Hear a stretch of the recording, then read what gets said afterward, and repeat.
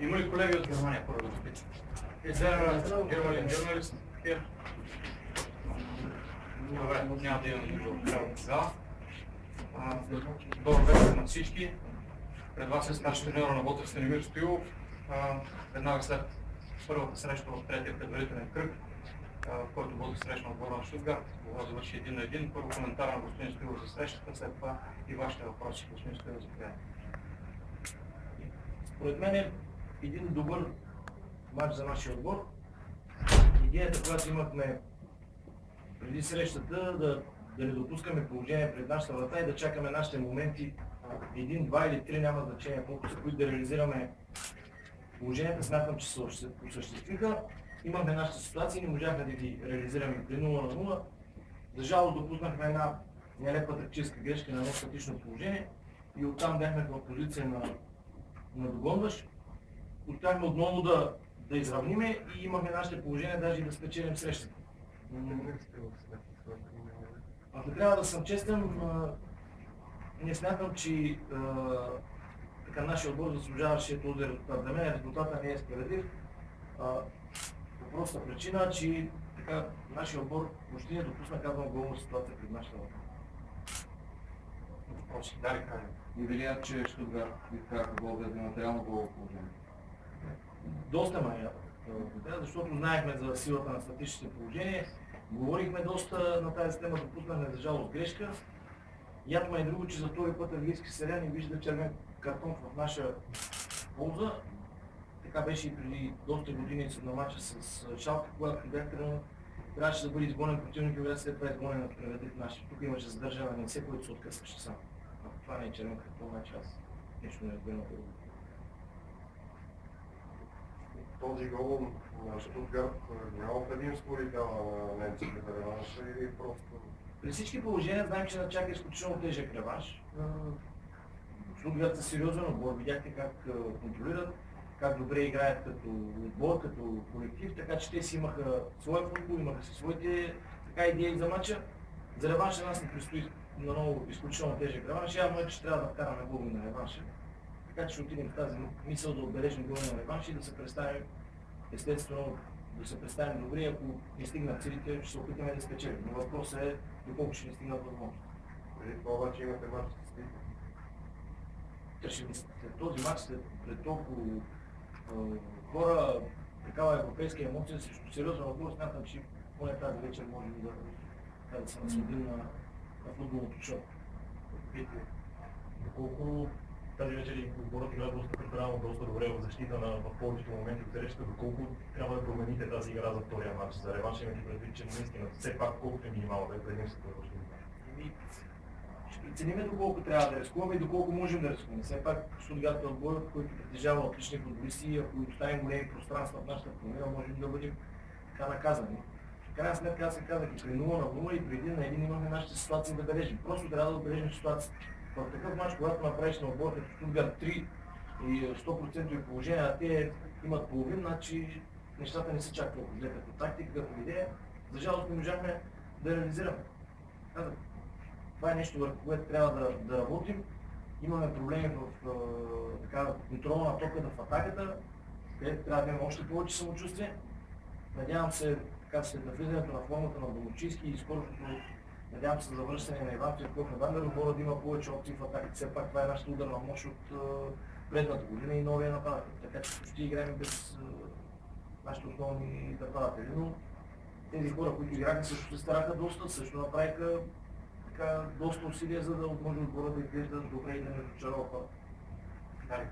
Това ли бе най-добрият матч на Ботев, както ви представяте? Като се има предвид класата на Штутгарт и правословното поведение, което имахме според мен и двата отбора, смятам, че има добрите матчи. Надявам се те първа да предстоят по-добри дни за Ботев. Казах, искам да имаме още 3-4 футболисти, които са важни за нас, които трябва да влезнат в максимална спортна форма, тогава може би ще изглеждаме доста по-добре в атакуващ план. В крайна сметка Ботев затова привлече и нападателите, затова се тук имаме Иван Цветков, който още не сме го използвали от началото на годината. Надявам се да бъдем по-добри в атака, иначе в защитен план смятам, че отборът се справя добре. Българския път. Господин Стоилов, преди матча казахте, че Домочински и Сърнов не са в оптимална форма. Днес видяхме да ги пускате. Някак си изглеждаше отчаян ход. Сякаш на всяка цена Ботев трябваше да отбележи втори гол, да отбележи 2 гола, за да се подсигури победата тук. Как ще коментирате това? Ако бяха в добра спортна форма, може би щяха да играят повече време. Така че ги пуснах на 30 минути. Това мач беше на висок ритъм, а тези играчи, които започнаха матча, сега играят всички мачове и са в добро кондиционно състояние.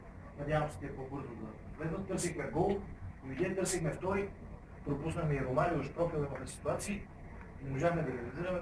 Какво повече може да искаш, когато имаш мач срещу Студио? Просто то трябваше да се оцели само ръката. Пресинг с контакт. Господин Стоилов, казахте, че 3-4 положения е изпуснал Ботев. На какво точно, на каква е причината според вас да не бъдат реализирани? И процентно според вас, какви са шансовете на двата отбора за втория матч? Сега какво точно е достигнало, предполагам малко повече спокойствие, малко повече увереност в завършващия удар. Айде да не казвам на класа, защото първото положение беше на точка и беше изиграно според мен повече от перфектно и от подаващия отвър и блестяща проява на майстата на вратаря на Штутгарт, така че Штутгарт има и класен вратар, това също трябва да отчетеме. Като проценти не мога да ви така да слагам сега проценти. Аз лично смятам, че след като има матч, шансовете са равни. Който е по-добър, естествено, той ще продължи. Не се и заблуждаваме, ние знаем, че Штутгарт е класен отбор, казах ви, миналата година играха финал за Купата на Германия, спечелиха, играха и осмина финал в Лига Европа, ако това не е класен отбор, значи... Така че ни радвам се, че Ботев игра организирано, дисциплинирано, бори се за своите си кауза и за, естествено, за победа. Жалко, пропуснах 5-1 на 200% положение. Ще подходите ли по-специално мотивационно към реванша? Имате предвид, че родните отбори доста често, когато излязат извън България, при гостувания се представят доста по-добре, колкото това. Ние прави сте, имаме така проблеми с българските отбори по принцип с гостуване. Надявам се да така най-вече да сме уверени в собствените сили, особено след първия матч. Така че трябва да отново търпеливо да търсим нашите моменти и нашите шанси. Всеки несериозно отношение или реорганизация в защитния ревал може да доведе веднага до моделност на районци. Виждате, че Штутгарт притежава така нападатели, които при първата възможност, която им се отделя, веднага реализира. Стандарт. Господин Стоилов, споменахте тактическа грешка при допускането на гол вратата на Ботев. Тя персонално на някой беше на целия отбор и още нещо искам да ви попитам. Възстановяването на футболистите притеснява ли и доколко това нещо може да повлияе в следващите седмици на резултата? Да, тактическа беше. В случая има индивидуално, без да споменаваме името, тя е грешка на целия отбор. Не можахме да покрием зоната, където падна топката. Това не е важно, кой знам, кой естествено ще бъде отчетено като грешка, но когато един отбор бърка, смятам, че бърка на всички ние то първи аз. Така че не е грешка на футболистите, е грешка на нужна. След това, наистина имаме доста, как да ви кажа, натоварен, не като мачове толкова и като ритъм, но колкото като емоционално чисто и пътувания и постоянни, просто казах, футболистите не са прибрали, едната част оставят има другата, но трябва да издържат. Ние искахме тази Европа, ние искахме да се покажем, че сме работили, че така, имаме отбор, който заслужава да играе в Европа, искахме и да представим достойно България. До този момент, така смятам, че се справим на едно добро ниво, ще трябва да търсим от тук нататък и бързо възстановяване на играчите. Според мен най-важното е главите на играчите да се възстановят. Гормоната може да им дойде в главите. Те са тренирали достатъчно, подготвени са достатъчно, така че трябва бързо да се пренастойват и бързо да се възстановяват главите. Сега отново пътуване тази вечер, другия ден отново пътуване. Доста събрават тези футболисти, но в крайна сметка ще трябва да проявят воля, усилия. Имаме и играчи, така че може да направим ротации в някои позиции вече. Полека-лека, да могат всички играчи да навлизат в максимална спортна форма. Имаме тук 3 ударни матча. Литекс, Штутгарт и домакински матч срещу Любимец. След това има пауза за националния отбор. Тя е една пауза, 7 дни.